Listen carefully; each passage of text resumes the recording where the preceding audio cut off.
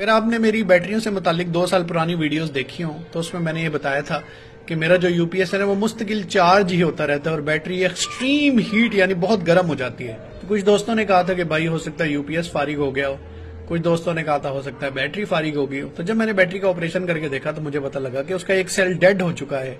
जो cell dead होता है ना, जो ही आप ढक्कन खोल के पानी निकालेंगे आपको पता लग जाएगा वो स्याह रंगत का हो जाता है, यानी उसका कलर ब्लैक हो जाता है। तो अब 2 साल के बाद मैंने इसमें नई बैटरी डलवाई है।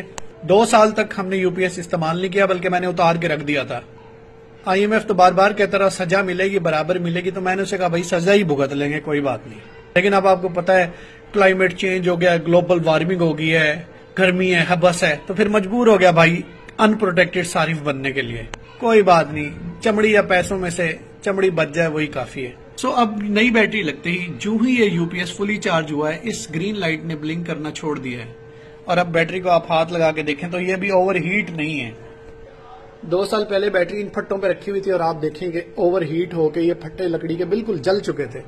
इस दफा ऐसी सिचुएशन नहीं है। बैटरी मैंने नीचे रख दी है मेरे भाइयों। इस दफा बैटरी की प्यास बुझाने के लिए मैं कोई एसी वाला पानी, कोई फिल्टर वाटर नहीं, बल्कि बैटरी का एसिडिक वाटर ही इस्तेमाल करूंगा। बैटरी के जज्बात और एहसासात की कदर करूंगा। तो अगर आपकी बैटरी भी ओवर चार्ज हो रही है और आपका यूपीएस ट्रिप नहीं हो रहा, तो बैटरी या यूपीएस किसी एक में कोई प्रॉब्लम हो सकता है जो आग लगने का